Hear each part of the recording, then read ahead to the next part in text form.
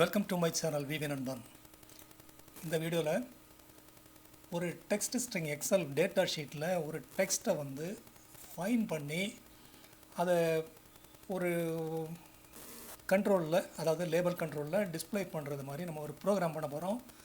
அதாவது இது ஒரு டேட்டா ஷீட்டு. இதில் யூஸ்ட் ரேஞ்ச் மொத்தம் 6 காலம் இருக்குது. இது ஒரு ஸ்போர்ட்ஸ் மீட்டுக்கு ஈவெண்ட் வைஸாக காம்படிட்டர்ஸ் லிஸ்ட். இதில் ஒரு காம்படிட்டர் எந்தெந்த ஈவெண்ட்டில் கலந்துக்கிறாருன்னு உள்ளதை நம்ம இங்கே பார்க்க போகிறோம்.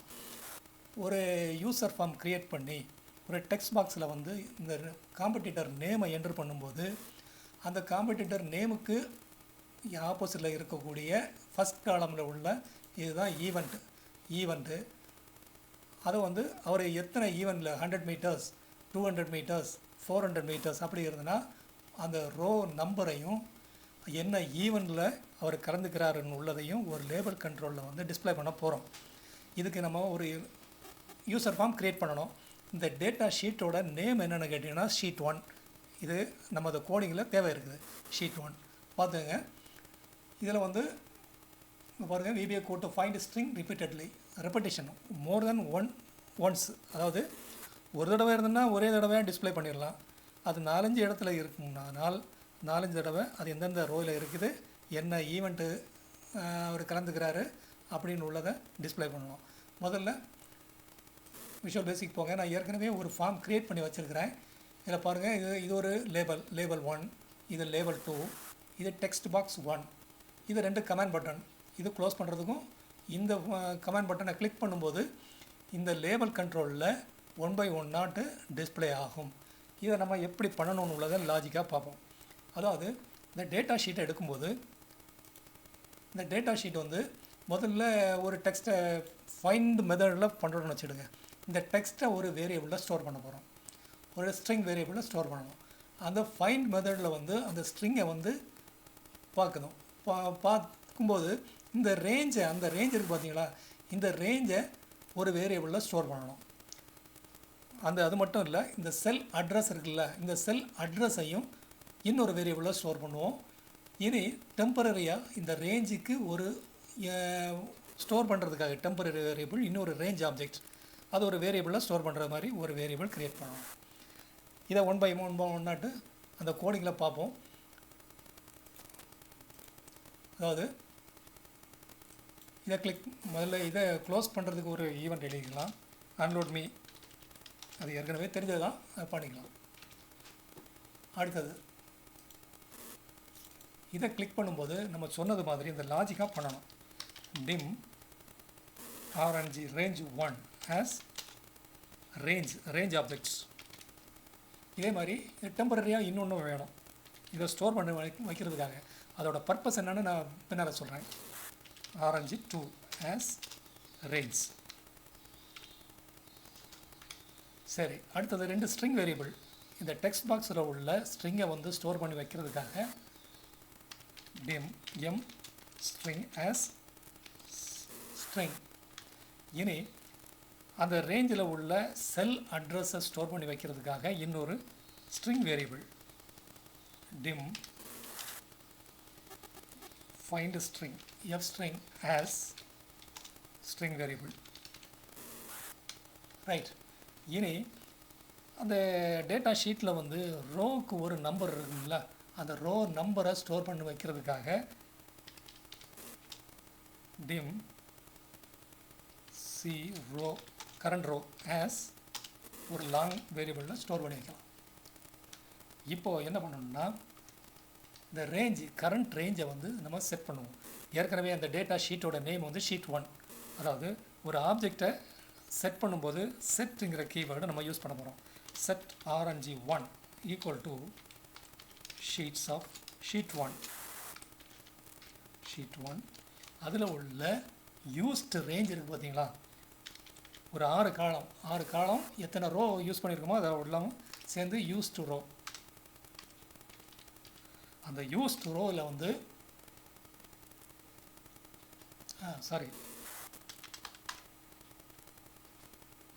யூஸ்டு ரேஞ்ச்,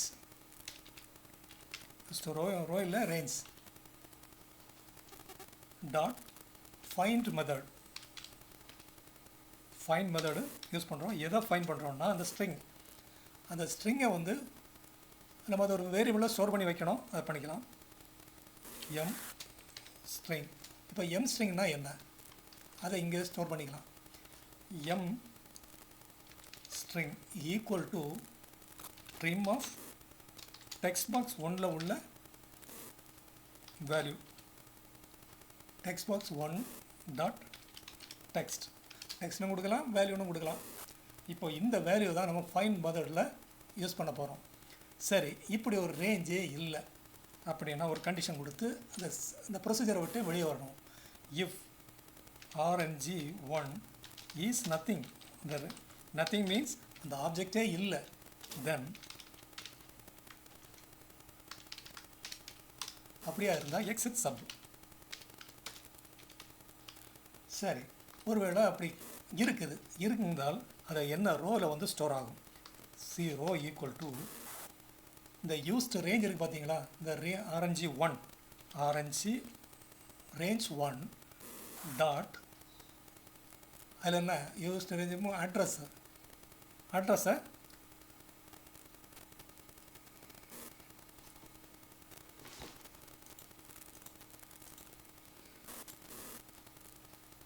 0 அட்ரஸ் இல்லை ரோ ஃபங்க்ஷன் யூஸ் பண்ணி அந்த வேரியபிளில் ஸ்டோர் பண்ணுவோம். அது லாங் வேரியபிள் ஒரு நம்பராக ஸ்டோர் ஆகும். இது நம்ம கேல்குலேஷனுக்கு தேவை இருக்குது. ஸோ இனி அடுத்தது இந்த நம்ம டிஸ்பிளே பண்ண வேண்டிய லேபிள் கண்ட்ரோலோட நேம் வந்து label 3 dot caption equal to என்னவாக இருக்கணும், முதல்ல அந்த ரோ நம்பர் எத்தனாவது ரோவில் இருக்குது நம்ம இப்போ செக் பண்ணுறதுக்காக நம்ம ஒரு டீபக் பண்ண போகிறோம். Label 3 dot caption equal to C row, அதாவது சி கரண்ட் ரோ அண்ட் ஒரு ஸ்பேஸ் கொடுக்கலாம் VB டேப் அண்ட் அடுத்தது ரேஞ்ச். நம்ம ஏ காலத்தில் உள்ள என்ன ஈவெண்ட்டு அவருக்கு பார்ட்டிசிபேட் பண்ணுறாருன்னு உள்ளதை பார்க்கணும். அதுக்காக ரேஞ்ச் ஆஃப் ஏ காலம் அண்ட் அது எத்தனாவது ரோவில் இருக்குன்னா நம்ம இங்கே கண்டுபிடிச்சி வச்சுருக்கிறோம் சி ரோ, அதாவது current row dot value. Right, இப்போ வந்து ஃபஸ்ட்டு அக்கரன்ஸ் வந்து இந்த லேபிள் கண்ட்ரோலில் வந்து டிஸ்பிளே ஆயிடுச்சு. இப்போ அடுத்தது இந்த ரேஞ்சை வந்து டெம்பரரியாக இன்னொரு இடத்துல ஸ்டோர் பண்ணி வைக்கணும், அந்த செல் அட்ரஸையும் ஸ்டோர் பண்ணி வைக்கணும். ஸோ இப்போ ரேஞ்சு 2ன்னு உள்ள ஒரு வேரியபிள் க்ரியேட் பண்ணி வச்சுருக்கோம்ல, அதில் வந்து set rng2 equal to rng1. இனி இந்த செல் அட்ரஸை f string equal to f string and ஒரு பைப் கேரக்டர் அண்ட் அதோட அட்ரஸ், இந்த ரேஞ்சோட ஃபஸ்ட்டு ரேஞ்ச் இருக்குது பார்த்தீங்களா, rng1 டாட் அட்ரஸ். சரி, இப்போது ஃபஸ்ட் அக்கரன்ஸ் வந்து டிஸ்பிளே ஆயிடுச்சு. இனி அடுத்த அக்கரன்ஸு வந்து சேம் அட்ரஸை வந்து இருந்தால் அந்த லூப்லேருந்து வெளியே வரணும். இனி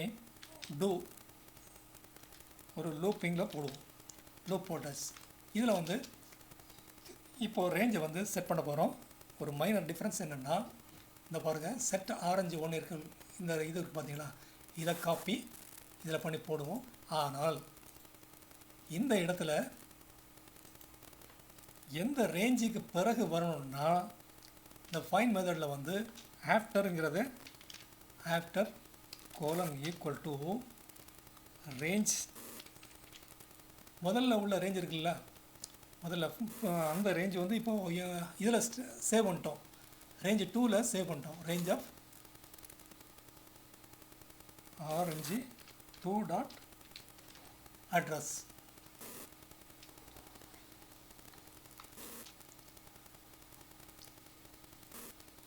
இப்போது ப்ராக்கெட்டை க்ளோஸ் பண்ணிக்கலாம். இனி இப்படி இருந்து அடுத்தது இப்படி ஒரு ரேஞ்சே இல்லை அப்படின்னா இந்த டூ லூப்பை விட்டே வெளியே வரணும். If N string rng rng1 comma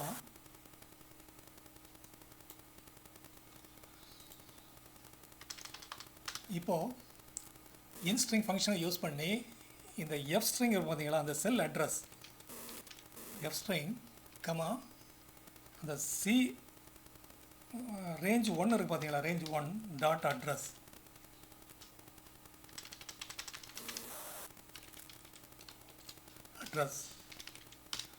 ஒரே அட்ரஸாக இருந்தால் என்ன ஆகணும், வெளியே வந்துடணும். இல்லைன்னா லூப்பிங்கில் அப்படி ஒரே வேல்யூ ரொட்டேஷனாக வந்துகிட்டு இருக்கும். So exit do. இது இல்லைன்னா அந்த வேல்யூ வந்து லூப்பில் அப்படியே ஆயிரும், வெளியே வராது. ஸோ இதனால தான் இந்த கோடை போடுறோம். ஸோ அடுத்தது இப்போ அந்த ரோ நம்பர் டிஃப்ரெண்ட்டாக இருக்கும். C row equal to RNG 1 dot row function row IS.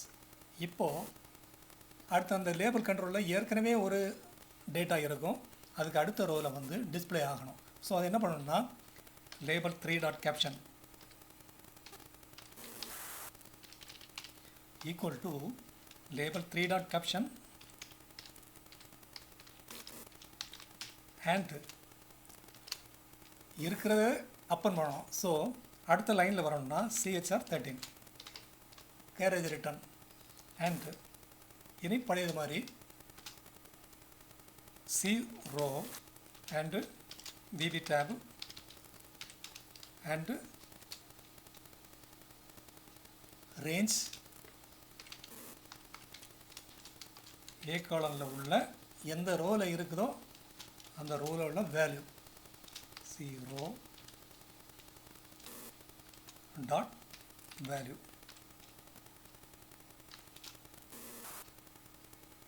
Right. இனி அடுத்தது ரொட்டேஷன் அந்த லூப்பிங்கில் வரணும் இல்லை, அப்போ இந்த செல் அட்ரஸை அடுத்தது அசைன் பண்ணணும். எஃப் ஸ்ட்ரிங் ஈக்குவல் டு முதல் மாதிரி தான் எஃப் ஸ்ட்ரிங் அண்டு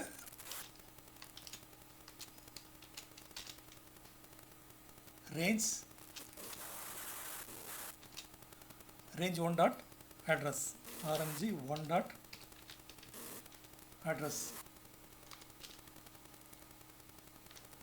இனி அந்த ரேஞ்ச் 2 வந்து ரேஞ்ச் 1 அசைன் பண்ணணும். ரேஞ்ச் 2க்கு செட் ஒவ்வொரு தடவையும் அது ப்ரீவியஸாக அசைன் பண்ணி விட்டுக்கிட்டே இருக்கணும். Set RNG 2 equal to RNG 1. இப்போ லூப்பிங் வந்தாச்சு. இப்போ அந்த யூஸ்டு ரேஞ்சில் வந்து ஆட்டோமேட்டிக்காக இந்த லூப்பிங்கில் இருக்கும். எது வரைக்கும் அந்த யூஸ்டு ரேஞ்ச் வரைக்கும் கடைசி வரைக்கும் அது செக் பண்ணும். அதுக்குள்ளே இருக்கும்போது அந்த செல் அட்ரஸ், அந்த ரோ நம்பர், எந்த ஈவெண்ட்டு அதை மட்டும் டிஸ்பிளே பண்ணணும். ஸோ இதை சேவ் பண்ணிக்கலாம். இப்போது ரன் பண்ணி பார்க்கலாம். ரன் பண்ணி பார்க்கும்போது க்ளோஸ் ஃபார்ம் கொடுத்தா க்ளோஸ் ஆகிடுது. ஓகே, ஏதாவது ஒன்று பார்க்கலாம். சிவராஜ் கே, இதை நம்ம செக் பண்ணி பார்ப்போம். சிவராஜ் கே பாருங்கள், 13 13வது ரோவில் இருக்குது. 13வது ரோ 13 சிவராஜ் கே 100 மீட்டர்ஸ். அடுத்தது 1646 1799. அதை நோட் பண்ணி வச்சுட்டு அதை செக் பண்ணி பார்க்கலாம். 1646 1799 ஜாவலின் த்ரோ, லாங் ஜம்ப், இந்த ரெண்டுமே இருக்குது. 100 மீட்டர்ஸ் நம்ம பார்த்துட்டோம். சரி, க்ளோஸ் பண்ணிக்கலாம். இப்போ அந்த டேட்டா ஷீட்டில் போய் சிவராஜ் எங்கெங்கே இருக்காருன்னு உள்ளது பார்க்கலாம். 1646வது ரோ இதிலே வச்சு செக் பண்ணலாம். வாங்க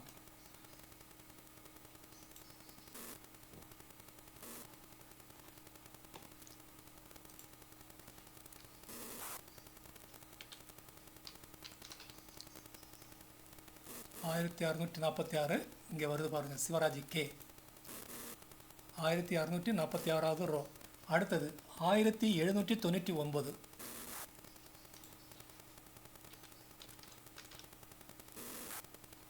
1000 லாங் ஜம்ப் சிவராஜ் கே.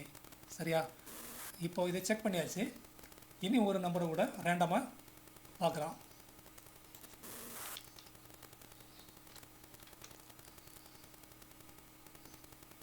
ஃபார்மை ஓப்பன் பண்ணுங்கள். இது பண்ணலாம். இந்த ஜிதேந்தர்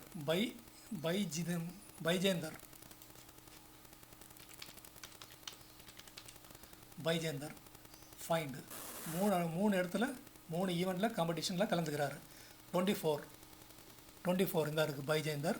அடுத்தது 375, அடுத்தது 1812. இந்த 3லையும் இருக்குது. அதையும் செக் பண்ணி பார்த்துடலாம். டேட்டா ஷீட்டை ஓப்பன் பண்ணுங்கள். இந்த அட்ரஸ் பாரில் போய் A375 பைஜேந்தர் வருதா பாருங்கள். பைஜேந்தர் இதாக இருக்குது.